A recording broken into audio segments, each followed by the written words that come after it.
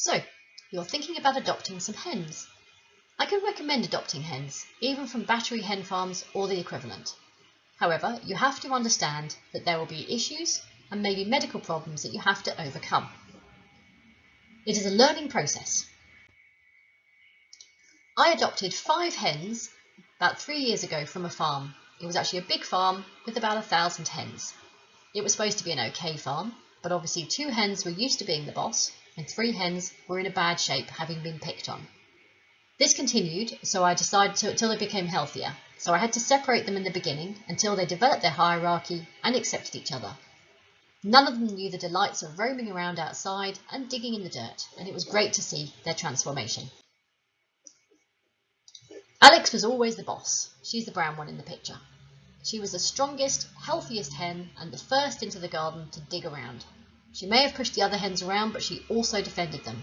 Sadly, she lost her life to a hawk a year later. This is the biggest problem with free-ranging hens. Fences and secure runs are great, but sometimes there are other unseen predators. My dogs are frequently in the garden, which helps to ward off the foxes. Their house is very secured, and I have an automatic door which prevents pine martens or foxes trying to enter at night.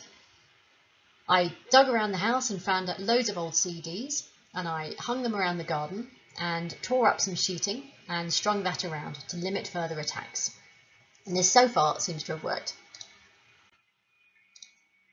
When we adopted them, Dottie, as shown here, was in a very bad state and was being attacked by the other hens, so I had to separate her in the beginning. After a week, she was strong enough to be reintroduced to the flock. She never regained full health, especially as she had an excellent appetite, but no interest in working in the garden. She never laid an egg, but she became my favourite and always came over for a chat and a hug. She survived another 18 months, however one Sunday morning she started to look listless, so I brought her inside and sadly she died a few hours later. The hens quickly became an invalid part of the family, always willing to lend a hand digging in the garden and tidying up.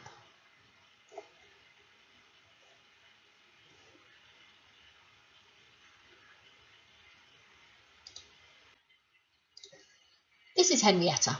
Unfortunately, she had an impacted crop when I collected her. I tried everything, including no food, regular massage and giving her coconut oil. However, after a couple of days I had no choice but to take her to the vet. They decided to operate and removed a solid lump of compacted straw. She recovered very quickly. It may have cost about 80 Swiss francs, but she has always been my best layer, so in terms of money from selling eggs she has paid her dues. She has also been very helpful with my newest arrivals that needed to be mothered, and they follow her around and copy everything she does.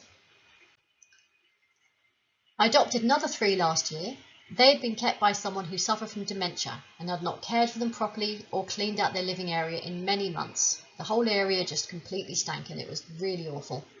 They were covered in feces. Excess hen poo gives off an acid which can burn their feet and respiratory system. Many baths later, they were all cleaned up. Sadly, one died a few weeks later from respiratory issues. Kermit, as shown in the photos, looked the worse, but she was young and survived. Her feet were bad, but now she does running around with the others. If you keep hens, you end up learning to share your home with them. Over here it is far too cold in winter to give a bath outside.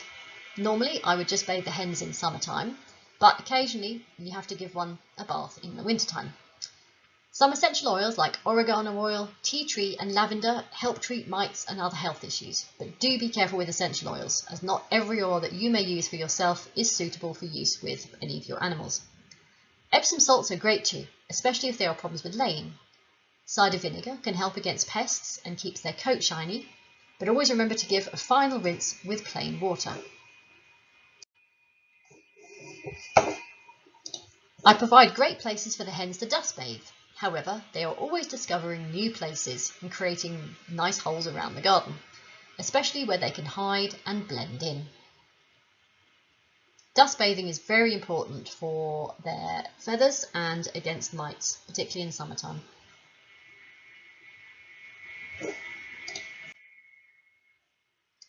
Once they learn about the great outdoors, there is no stopping them, regardless of the weather. They really hate being trapped inside.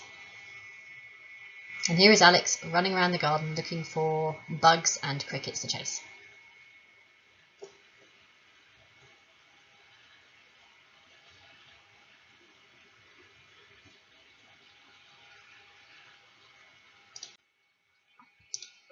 They like nothing better than to be allowed free rein around the garden once autumn comes.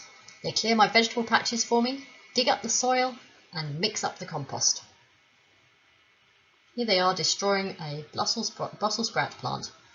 However, just make sure to remove what you want to eat first.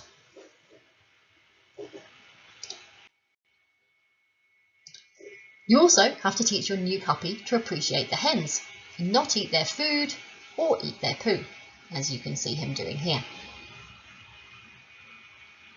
However, he really enjoys having the hens to play with.